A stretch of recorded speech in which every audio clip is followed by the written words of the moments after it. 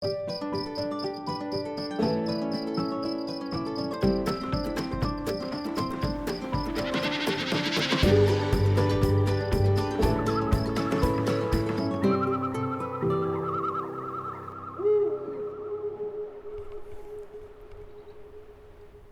to the Wandering Ecologist podcast with me, Penny Green, celebrating positive nature conservation news, one story, one friendship, one wild place at a time.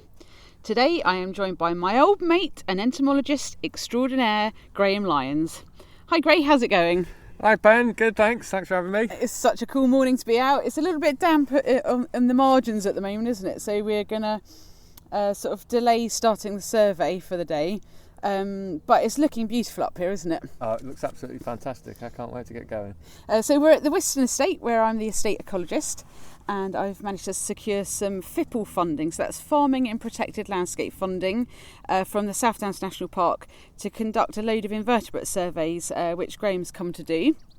And the idea is to look at the different conservation options we have across the farm here on the headlands, whether they're pollen and nectar source mixes, arable wildflower mixes, wild birdseed mixes, fallow, whether it's fallow fields, that kind of thing, and look at the different combinations we've got to see which are working particularly well here for invertebrates.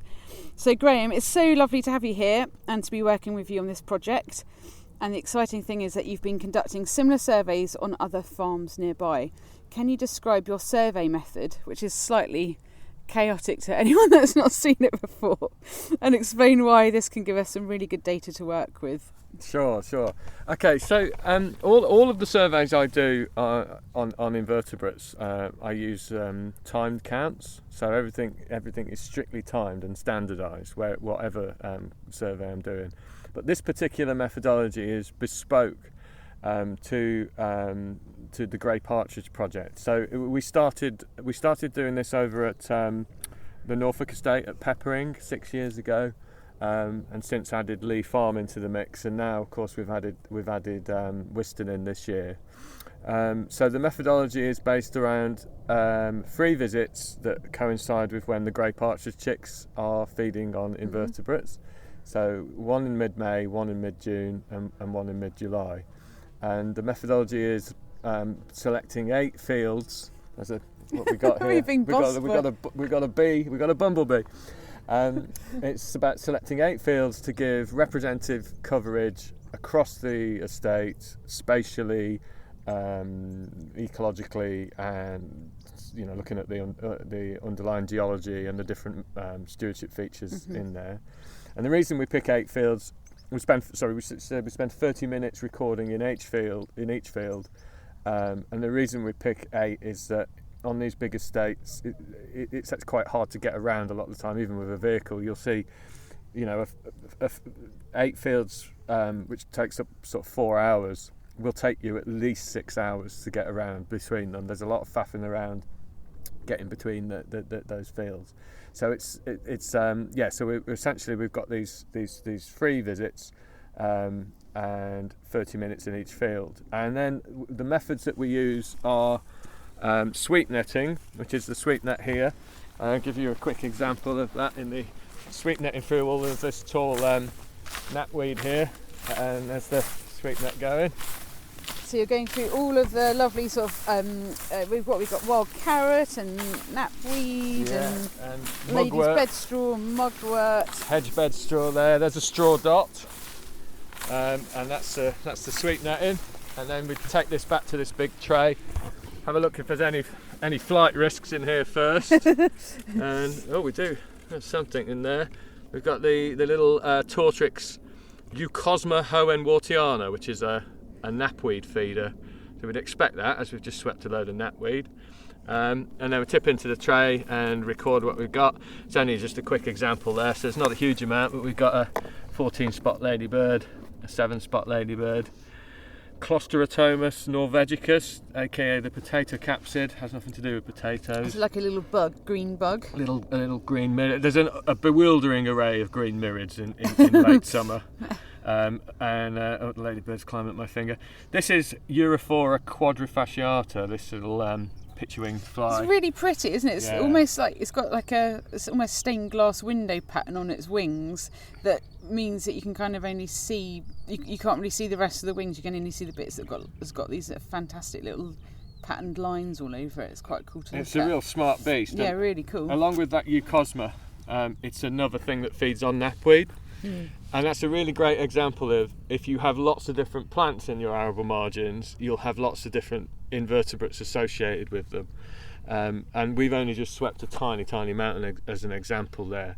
And obviously we'd do much more of that during the actual survey.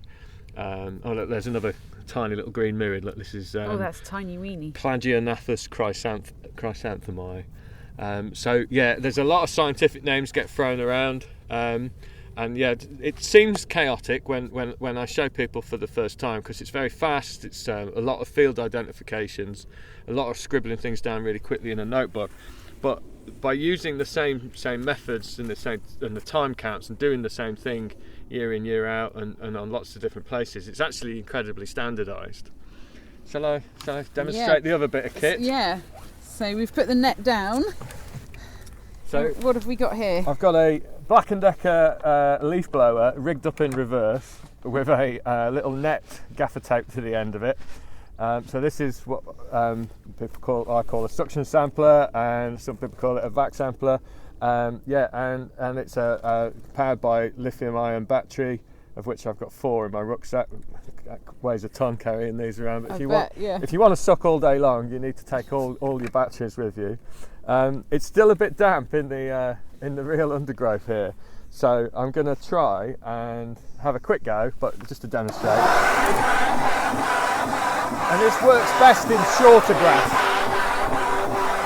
And it's like bare earth. Yeah. You're picking up all the little insects, aren't you? Just a quick example, but I think this is going to end up being quite wet. And you really do want to avoid getting this bag wet, because if you're only 2 millimetres long, a tiny film of water will mean that you stick to the inside of the bag, or you stick to the vegetation and don't come off. But yes, despite only running that for about 3 seconds there. Yeah.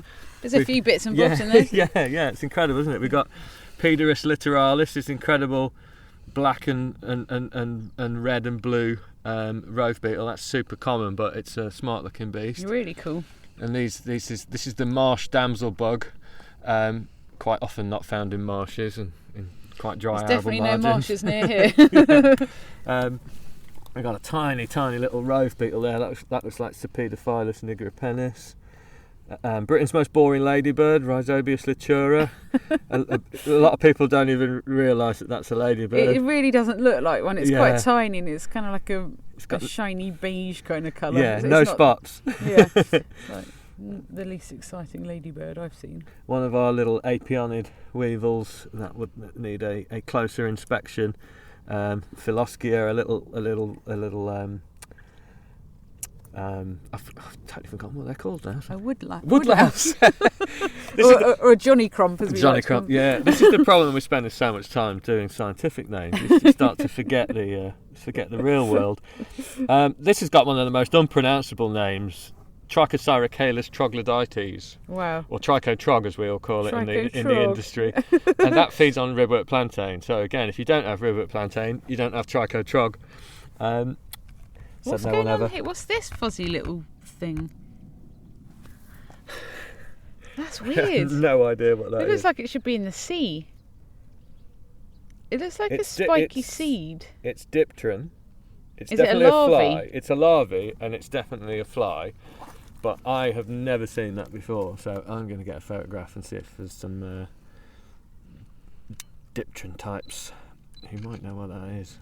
That's really cool, strange isn't it? looking, isn't it? Yeah. It's like a hedgehog crossed with a caterpillar. Crossed with a maggot. Bonkers. So they're the main, and a little click beetle as well, yeah.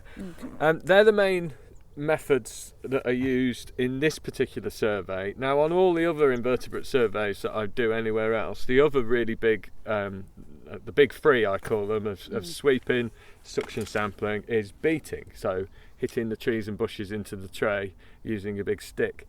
Now, of course, we've tailor-made this project to not include beating, because we're just looking at what the partridges are doing. So, I'm not concentrating on the very, very lowest layer. Any sward counts, doesn't matter how high.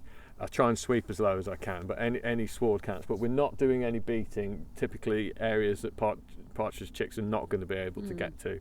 So we're restricting in some ways, the amount of invertebrates we're going to find in this particular survey. But because it's timed, you just spend more. You're just spending more of the time in the arable margin. So we're still getting a really big list. And it's comparable to the other farms. So it'd be really nice once you've written all of this up at the end of the winter, to be looking at on a landscape scale what these kind of habitats are providing, but also locally, what have we got here.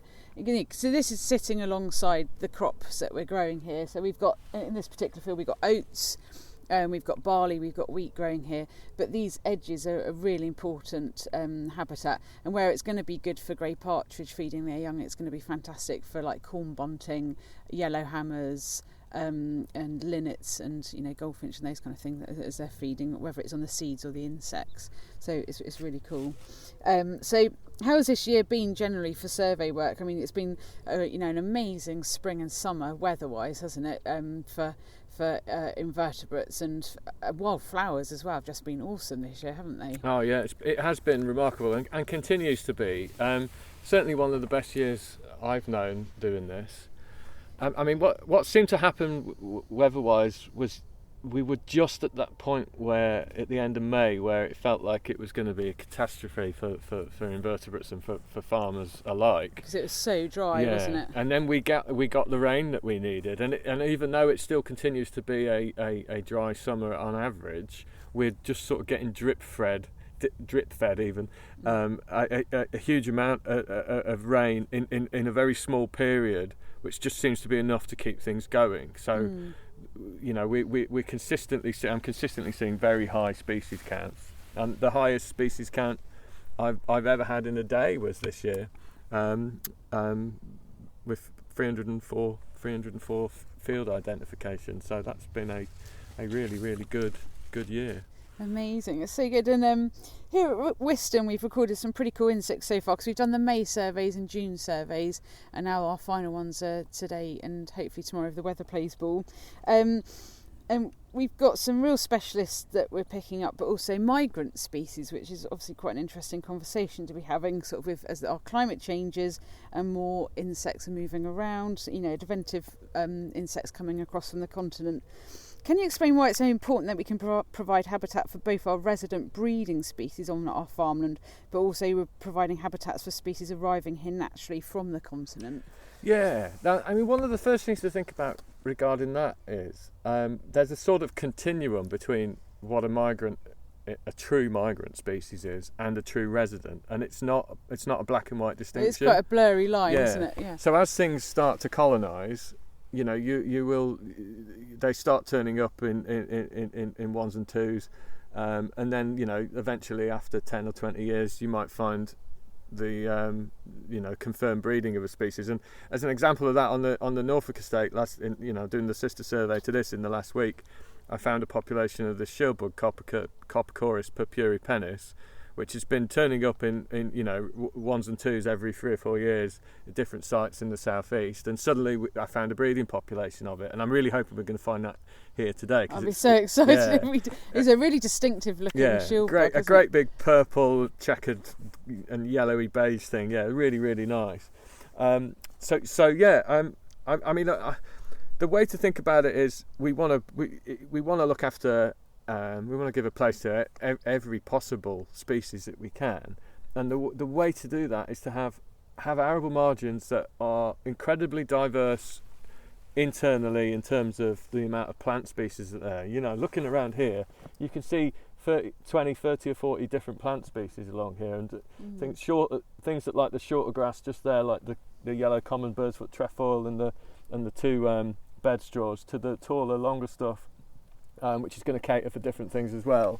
But beyond that, you also want to have a variety across the landscape. So it's really, really important having all these different features. It's not just about having something that works really well and having that everywhere. So you've got some of the features that are much more sort of catering to the underlying geology of the sort of broken turf and open ground that favours things like the more scarce arable plants. And those ones are going to those sort of features are going to do well for things that need the warmth and bare ground that reaches the ground.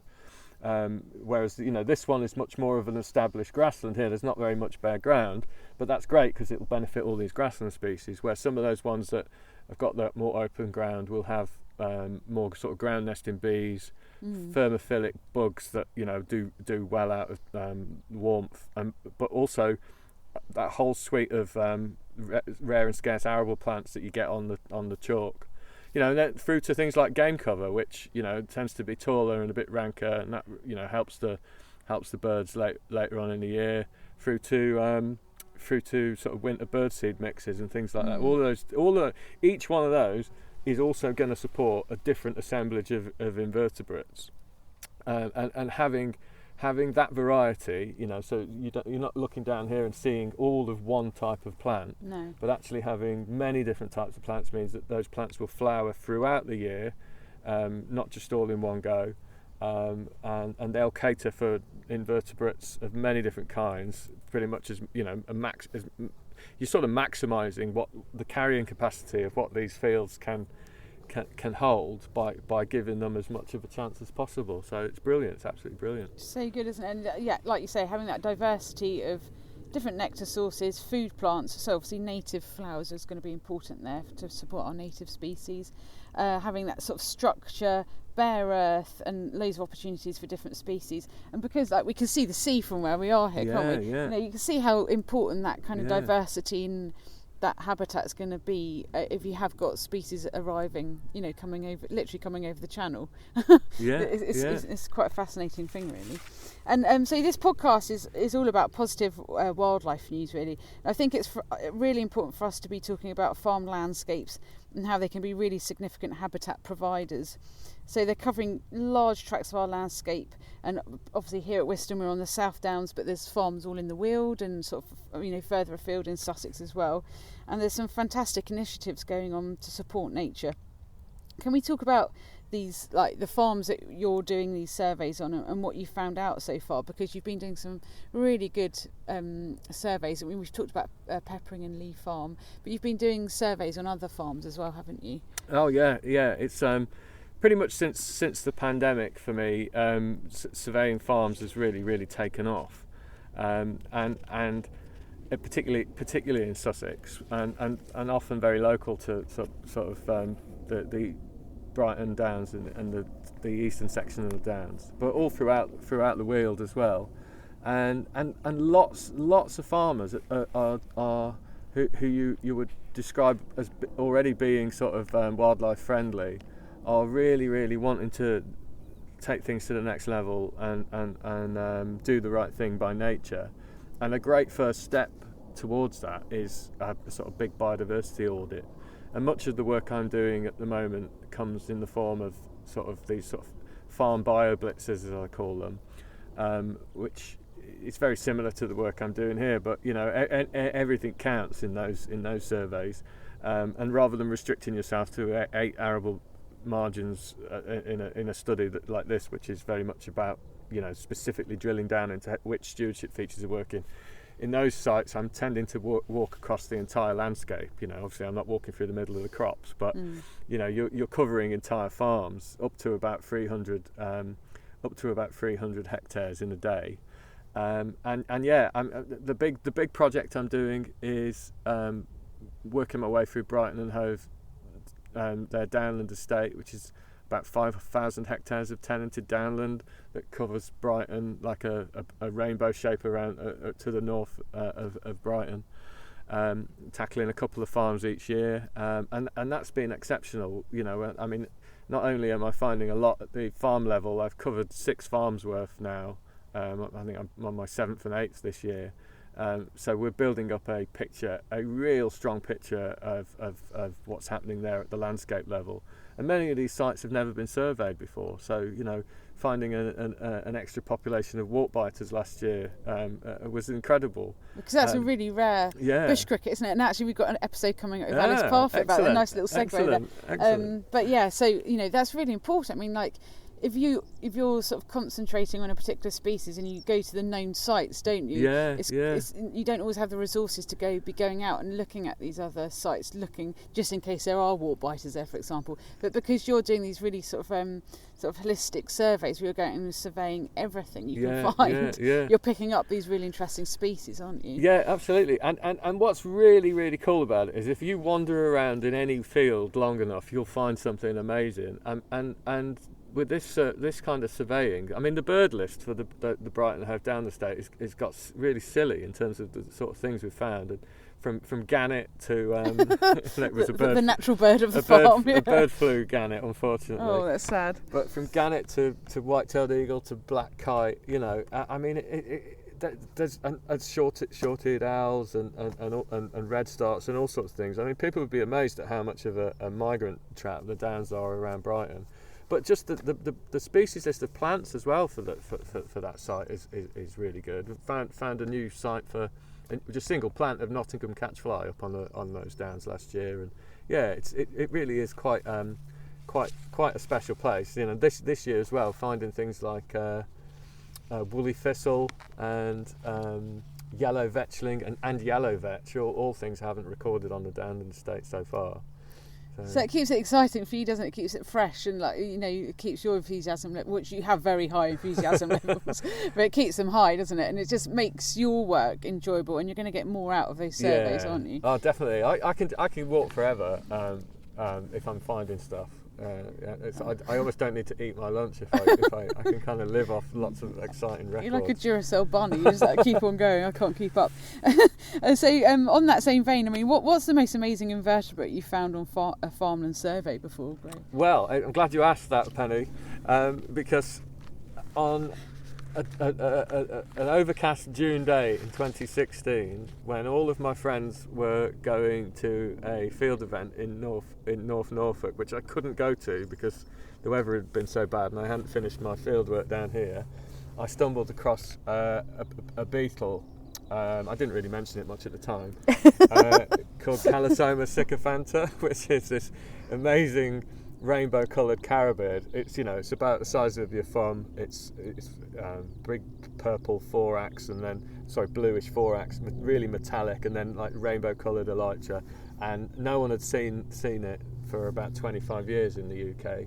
And that's I would still think that remains the highlight of my career. It's the coolest looking beetle ever, isn't it? Yeah. I mean, if you've got a kid to draw a beetle, it's got to be that one, isn't it? It's just got every colour in your felt tip pen pack, isn't it? It's ridiculous. It's ridiculous. And I mean that's a super rare thing that has got no association with farmland whatsoever. I mean, as far as I can tell, it's it was a migrant. It's come up from southern Europe. It's a thing that lives in the canopy of ancient woodlands and feeds off caterpillars. So it obviously just flew north and dropped into a winter wheat field where it was spotted by myself. But it's like that wherever you go. I think so much of this is about putting the hours in, and if you put the time in regularly, you find lots of really good stuff. And I'm just thinking about this margin we're in now. Just 2 months ago, the first time we put the suction sampler on, we had Chrysalinus sturmii, that lovely violet that was beautiful leaf beetle, and Machinus janfinus, which is another really cool weevil. Both of those things we've not picked up again on this survey. I've not picked them up on the Norfolk estate or anywhere else recently. So there's just so much out there, and so much of this boils down to time in the field equals loads of cool stuff, and the more time you spend in the field, the more cool stuff you find. And also, like, having that amazing sort of knowledge in the field, and you do a lot of field determination, so that's where you're actually identifying species as you're going along in the field. And so how many field determinations might we get in a day here? Slightly less, I'd say, than average at this time of year, because we're not beating the trees. However, it's still quite quite high. Like I say, the most I've ever had in a day is I've just hit 304 this year, but I would expect us to get between 200 and 250 today. But I think it's really important to say the only reason I'm able to do that is because I've spent a lot of time looking at these things under the microscope. So take, for example, a difficult species pair of a couple of spiders that was a spider that was split into two species a few decades ago, Inoplanatha latimana and Inoplanatha ovata. There's a tiny difference on the male's palp that you can see in the field with a hand lens. If you hold the spider in the exact right way and get it at the exact right angle, it doesn't always work, sometimes you can't see it, then you can see that tiny difference. And there's no way I would have even committed those differences to memory if I hadn't already looked at hundreds of them down the microscope. So it's just really important to anyone coming into entomology new that you do have to put the work in first so you can get to this point. The other flip side to it is, which is a bit of a sensitive one for some people, is you've also got to be able to do this, you've got to amass this knowledge faster than your close vision deteriorates, which I know is something that happens to a lot of people in their mid to late 40s. Uh-oh. I know it's round about now. Yeah, I know it's not happening right now, it's not happening in real time. It has for me. You're not far behind, Graeme. But that's a really important thing with field determinations. You know, if you've got a tray full of stuff that's sort of flying around, running around everywhere, you've got to be able to pick through that tray of insects really quickly. You've got to look through and think, well, what have I not recorded already today? What can't I record because it's an immature and it's not field identifiable? And then you're sort of triaging what's in there quickly, and then of course collecting up anything that you can't do in the field, which goes into alcohol for later determination. So you do as much as you can in the field, but obviously, like you say, you're going to take a load of specimens home with you in pots. And it's really important you do this because you need to identify them under the microscope, so then you can, like you say, learn the skills to be even better in the field. But also there's a load of stuff you just can't do in the field. You need to dissect them and look under the microscope, and you'll be doing that this autumn and winter. So why is this so important to do? Because it's a bit of a sensitive subject, isn't it? Well, I mean, the first thing to think of is we're only taking a tiny number of animals, and the way invertebrates work is they exist in huge quantities, and taking one or two really has no impact. And we're talking about things like a type of beetle that's impossible to do in the field because you have to dissect it to see what it is, or if it's something that's only 2 millimeters long, or it's something that can only really be done on underside characters that just aren't visible with a hand lens. And also you've got to make a judgment call with this. You've only got 30 minutes to record as much as possible, and if it takes you 30 seconds out of those 30 minutes to hold one thing and get it in the right angle, is that really a good use of your time? But yeah, it's a really important thing that we don't just let entomology drift into big field identifiable things. Something that does concern me with AI apps, which are encouraging people to just look at the larger field identifiable animals. But actually, this small stuff, it really is what makes everything tick. We can't be sizist about invertebrates. We've got to look at everything where we can. And obviously, I draw the line at a lot of springtails and things that are just too small for me to collect. There's always, no one does everything. But I try and do as much as I possibly can, and that involves really drilling down into the small stuff. And my absolute favourite group of invertebrates are money spiders, because they are out of this world under the microscope, with some of the weirdest structures on their heads and their palps that you've ever seen in your life. So good. How many species do you think we're looking at here at Wiston over the 3 visits? And not beating, obviously that's going to have an effect on the end results, but it's going to be quite a significant number of invertebrate species just in the headlands here, isn't it? Yeah, definitely. I think because we're doing 2 lots of 8 here across this large estate, I'm thinking we're probably talking 650 to 800 species for this sort of double survey by the time all the field identifications have come in. And they are very diverse margins. Amazing. It's just one margin to the next is throwing up loads of different things, isn't it? Yeah, absolutely. And it's really important to say as well, you've got this really rich margin that we're in now, but they're not all like this. There's some of them are very different to this. So you've got richness at the field level, which is really important, but you've also got species richness at the landscape level, which is again also really important. You've got the double whammy of both here, which is really good. So good. And when you've done all your microscope work this autumn and winter, it's a big old busy time for you, isn't it?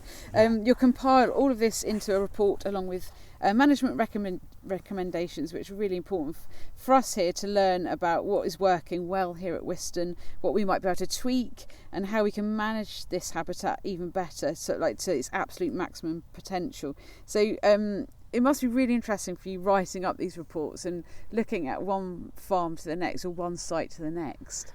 Absolutely, because the way I see it is the job isn't complete until you've given that interpretation back to the client, and to get to that point of giving those recommendations, especially when it involves some sort of comparative analysis between sites, involves my favourite bit of all, which is the number crunching and the data analysis.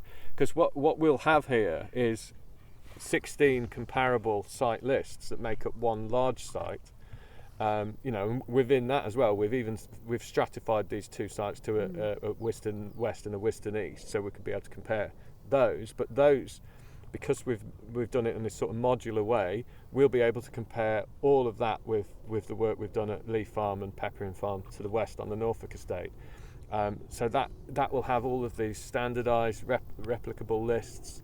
And then we can look at things like proportions of scarce species, so which one's got the highest number of scarce species and the highest proportion of scarce species, indices like looking at the quality index, how rare things are, using standard indices coming out of Biological Record Centre's online analysis package Pantheon, which is it's okay, it's a bit crude but it's okay. And then you can drill down into things like, well, where are your pollinators, where are your legume feeders, where are your species that like bare ground, and looking at sort of like analysis of guilds of invertebrates like that, which is also, it's all really important stuff to be able to sort of say what's working and what isn't. Yeah, I love doing that. Hours and hours spent crunching data. And I'll enjoy looking through the report as well. I would love that. And all the data you collect, obviously there's a lot of species records collected over a year. I mean, how many did you collect last year? Oh yeah, last year was nuts. Yeah, it was 62,500. It's just bonkers. I know, it's too much. I mean, I think the 2 years before that, I just started to push 50,000, and I think probably the amount I'm working these days, 50,000 I would say is probably an average. That's enough. It's a lot, yeah. Well, I got just over a third of a million records in my database. That's nuts. And going back to that database, I mean, you'll be doing corn bunting right next to us. That's lovely.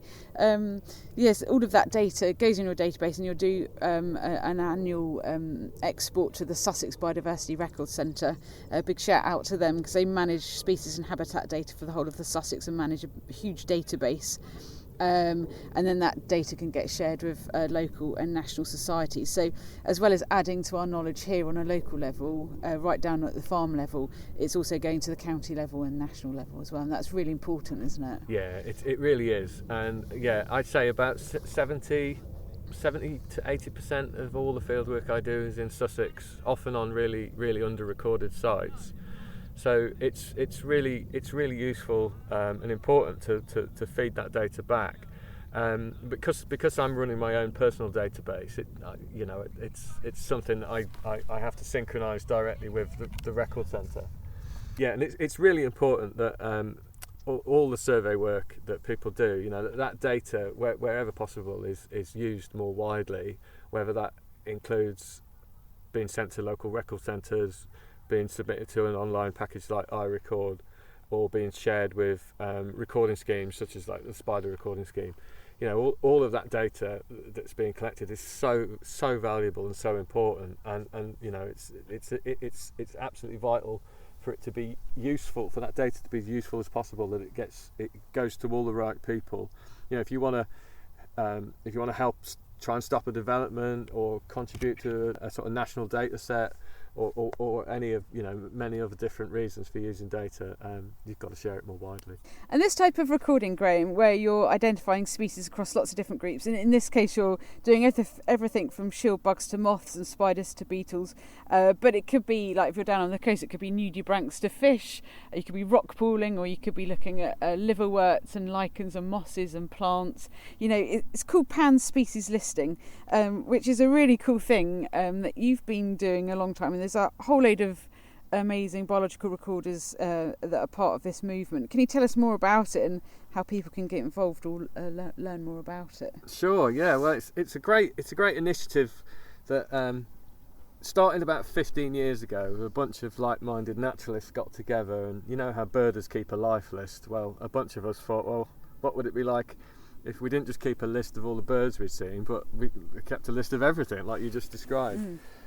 Mark Telfer, who was integral in setting it all up and giving it its name, Pan Species Listed, did more for anybody on it, really.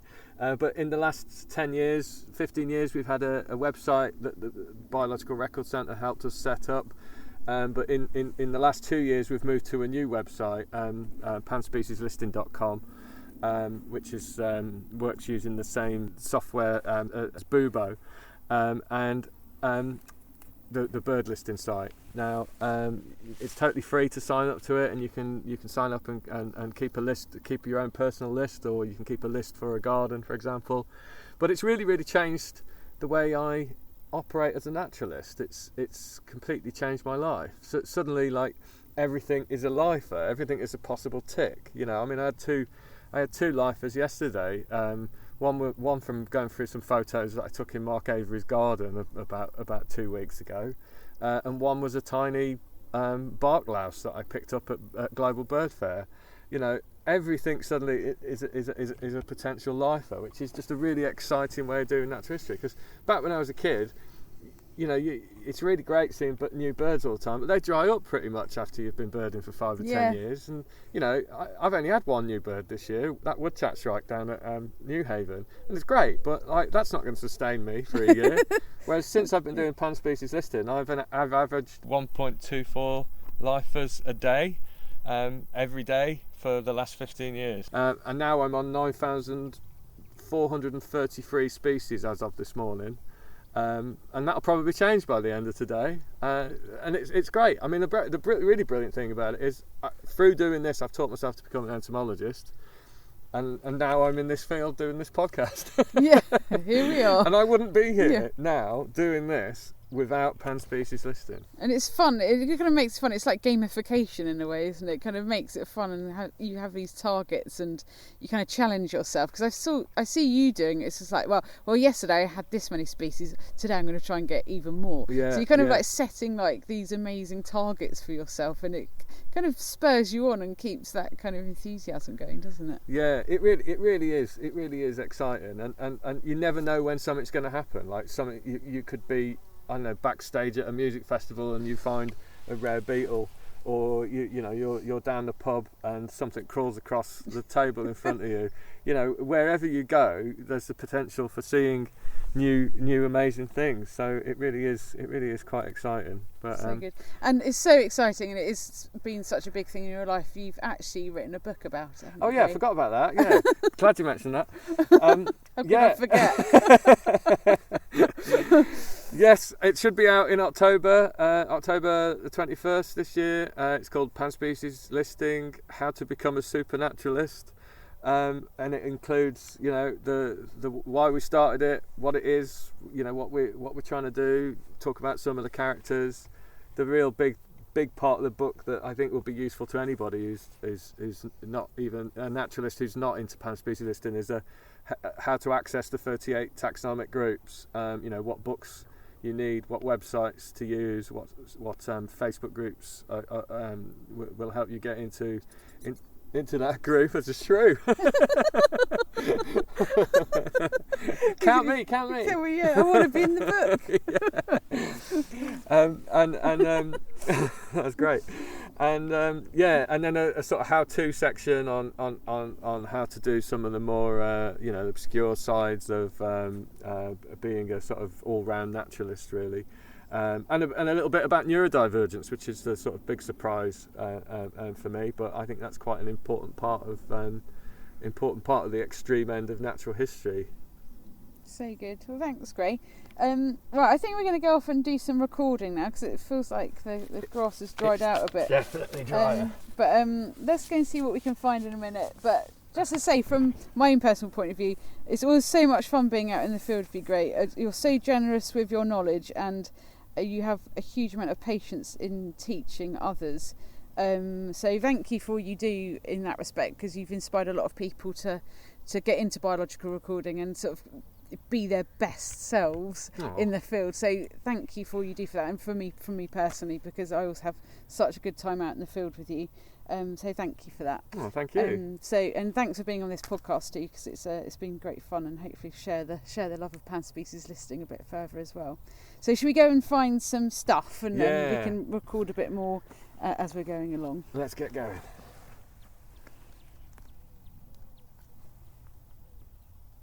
Crossbills. Crossbills. 1, 2, 3, 4, 5, 6, 7, 8, 9, 10. How cool.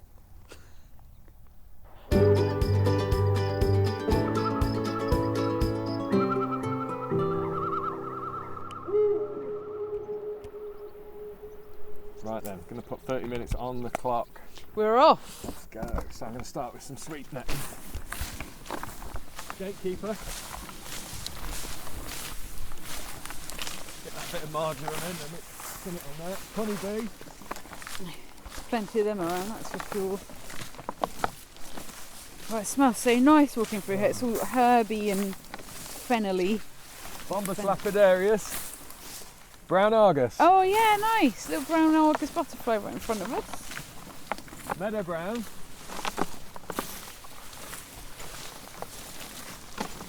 So I typically keep going with this until my arm hurts, and then as the season goes on, it must get stronger though to go for longer. I think it's the other way around. So first thing I've got to do is capture those field records. You've got different coloured pens. Yeah. Well, like you've got one of those multi-pens.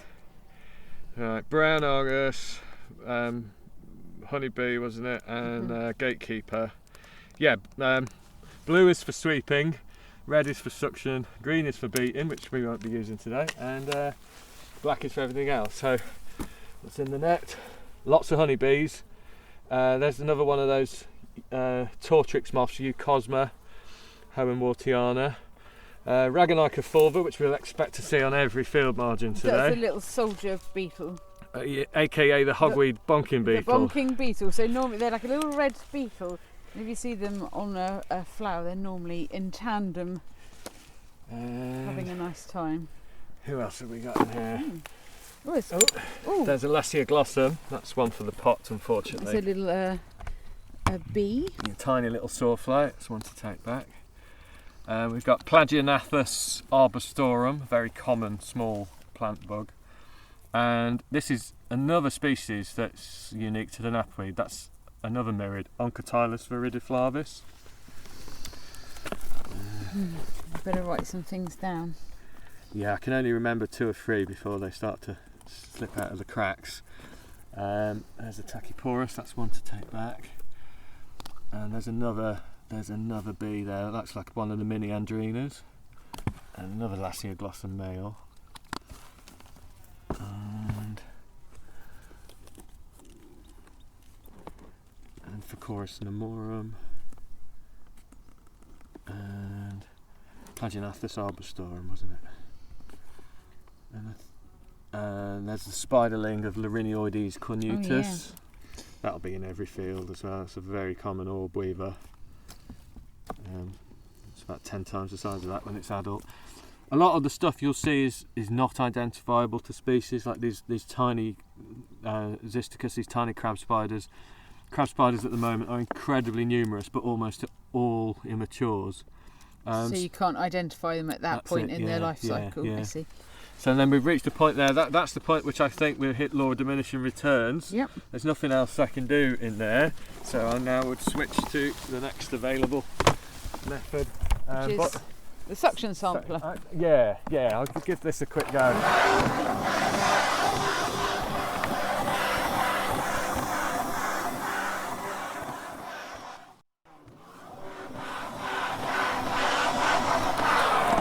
go for too long because it has been a bit damp, but I think we're all right now.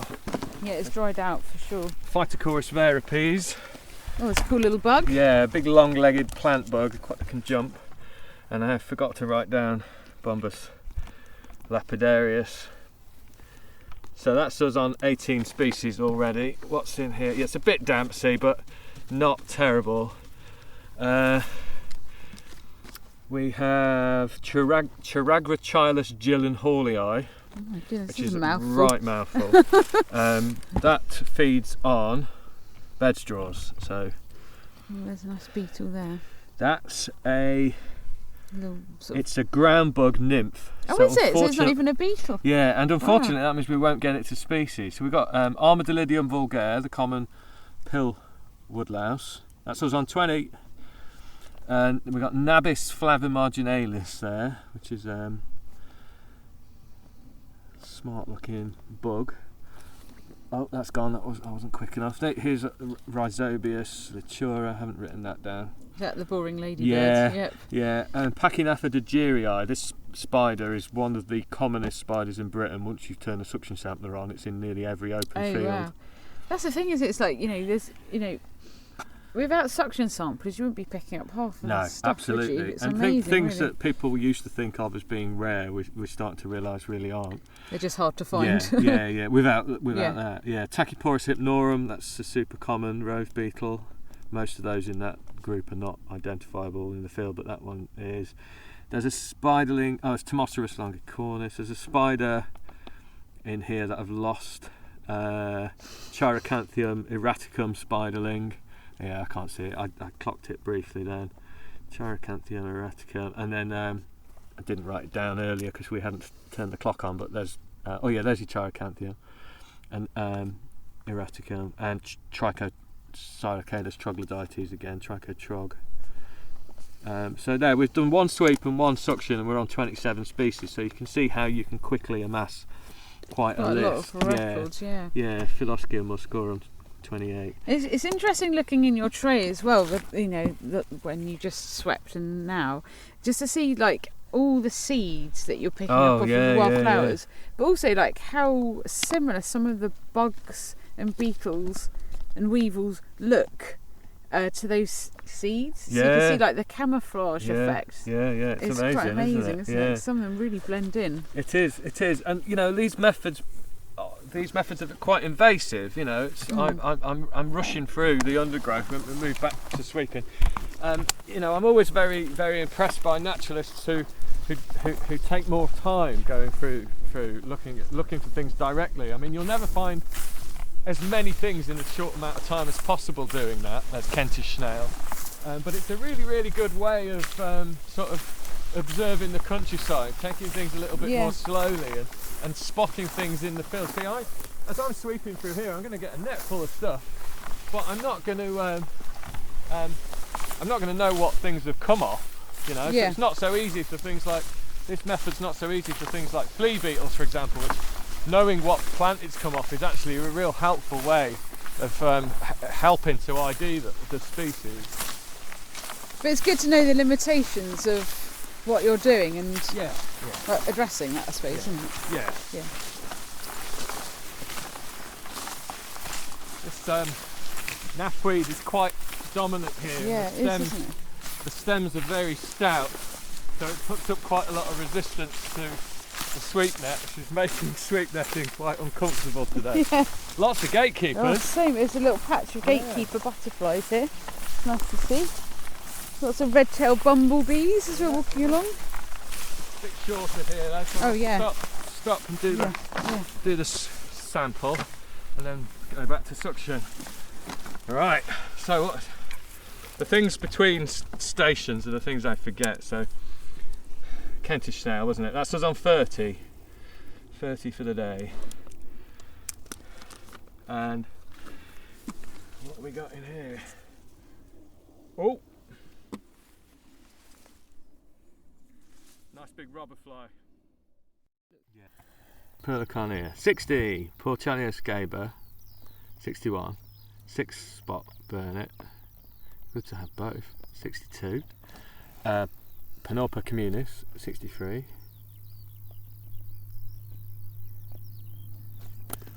I see the skylarks above us as well now. So much They've all life. woken up.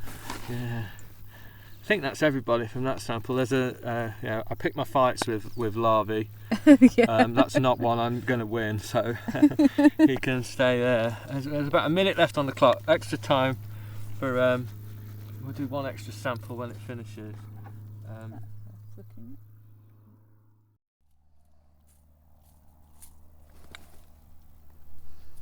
Leaped into the net with his tube. Is it? I mean, it must be, but I've never seen one so bright. Look at that. What? That's... Hang on. Doesn't look right for six-belted. Does it? They always have that orange on their wings. They do have orange on their wings, but I've never seen one with such a bright... I think it is. We'll save it and have a look later. But that is absolutely stunning, isn't it? It's quite big as well, isn't it? Yeah, that's why I saw it in flight. I was like, what the hell? I love it. There's always a what the hell is that moment on every survey. That's such a stunning thing. It looks like so they're amazing. Quite fresh as well, doesn't it? Yeah, amazing day flying moths. Fresh as a daisy, that is. Can you describe what it looks like? Yeah, so the clearwings they're quite enigmatic because they're hard to find a lot of the time. Whereas a six-belted clearwing is probably the commonest of them, and the one I encounter most often. They're all Batesian mimics. That is, they all look like wasps. If you look like a wasp, everyone leaves you alone. That's got an amazing tail on the end of it. It's quite flat, kind of paddle on the back. I don't think I've ever seen one with that. That's incredible looking, isn't it? Anyway, they are. They're really, really quite impressive beasts with these transparent wings, hence the name clearwing. I mean, most people find them by using pheromone lures because there's about a dozen species in the UK, and say they're hard to find. They don't come to light like moths, but you really got to find them with pheromones.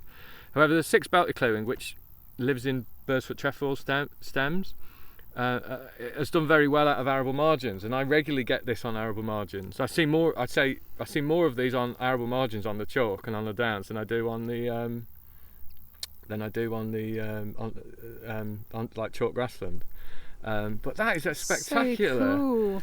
So it's kind of got yellow and black stripes, and then a cool little tail kind of fan that's black and yellow as well. And then its wings are they look like lace, don't they? Sort of like black edged with orange, and then orange legs and little black sort of clubbed antennae. Very, very wasp-like in flight. But that is an impressive. Just even the tail looks different to all the ones I've seen before. They're much more yellow at the tip. Yeah. Like the last three abdominal segments are really, really yellow. So there's very little black in between them. I mean, if it's not six-belted clearwing, it's something entirely new to Britain, so that'd be exciting. But I'm sure it is just that. But just like a big daddy one. Yeah, let's put that in there to cool down and chill out, and then finish. That's exciting. That was very cool. I just I should. It took up the last minute, so we'll do the plan of one final sweep and I was suction sampling that, wasn't I? And then I was suction sampling. Swept a honeybee when I went for the clearwing. How cool! Amazing! What a spectacular 30 minutes, eh? Good start to the day. Yeah. Look at it. We got that in. Was that the May survey? 70. Yes. I think we probably should leave it at that, actually. Great. So, hold on. Microlinifia pusilla female, 71. Can't help himself.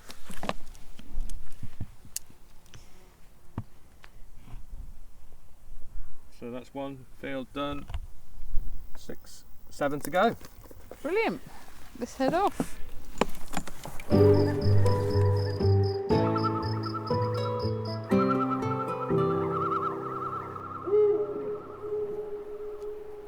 So it's the end of the day, and peak delirium has set in amongst the troops. It's been a day of varied weather with blazing sunshine, dark clouds, wind, rain. But it's always been quite warm, hasn't it? And we're on 207 species, which is really amazing. Cool. It's been such a good day. Yeah. And yeah, so we're just on the last field now. Marginal Christ, that's my. So we've kept a day list, as well as counting how many species we're seeing per field. We've kept a running total day list, which is always good fun. And yeah, 207 is better than expected. There's a little lassie gloss on there. That's a little male to take back. There's brassica bug again. Brassica bug, it's a cool little bug that's black and sort of like a yellowy with yellow markings on it. There's also shield bug nymphs. Yeah, slow bug nymph again. Yeah. Another little female lassie gloss on there. And we were just saying how notable it is with the amount of ladybirds this year. And you know, a lot of people talk about the 1976 sort of ladybird summer because it was so hot and there was ladybirds everywhere. But it seems like pretty sort of epic kind of proportions this year of ladybirds. And it's not as intense as it seems to be in other counties in Sussex. I think on the east coast particularly they were saying that they were in pest proportions, which I mean I doubt that they're becoming pests. But there's Alibris aeneas, which is not surprising. You tend to get it in big patches of mayweed. 208. Let's get the sucker on the go. This is amazing. See what we get. We've got about 20 minutes there.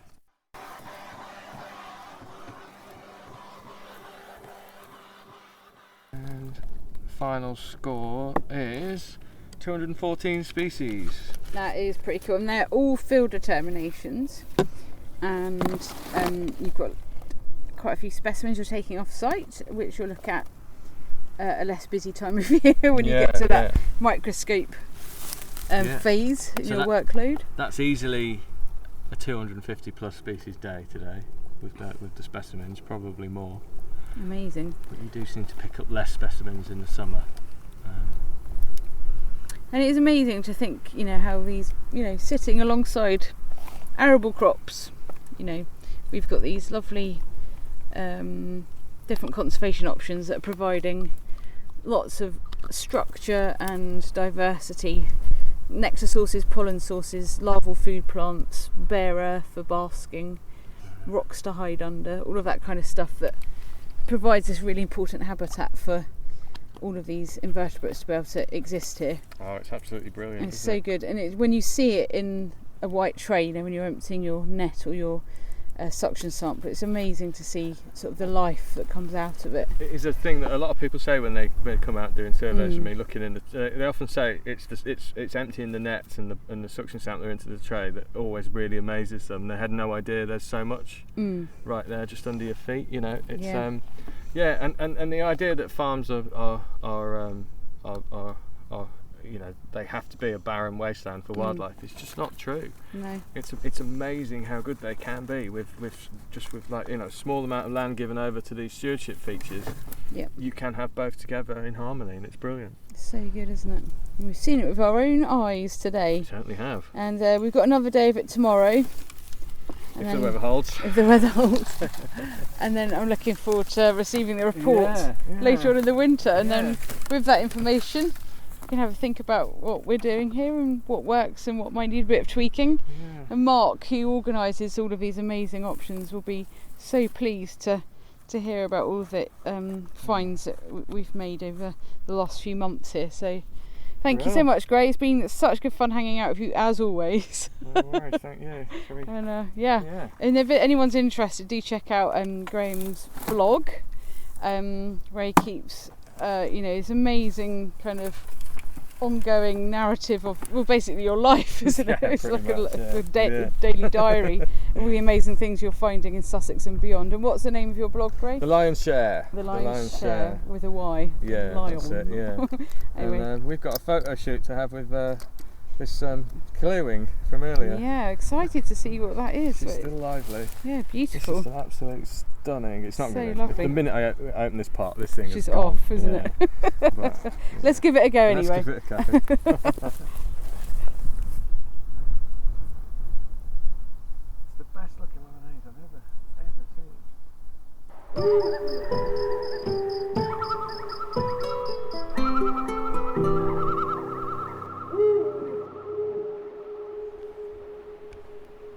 I really hope you enjoyed this episode.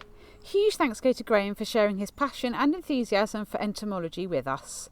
And many thanks go to the South Downs National Park Authority for the Farming in Protected Landscape funding which helped fund these surveys.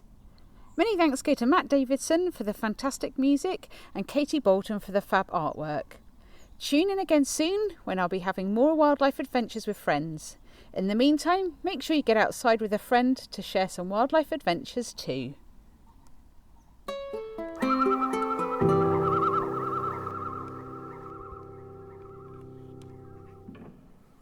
Thanks to Leica for sponsoring the Wandering Ecologist podcast. I've been a Leica user since the very beginning. Whether I'm monitoring stone curlews or barn owls or conducting a dragonfly survey, I rely on their precision.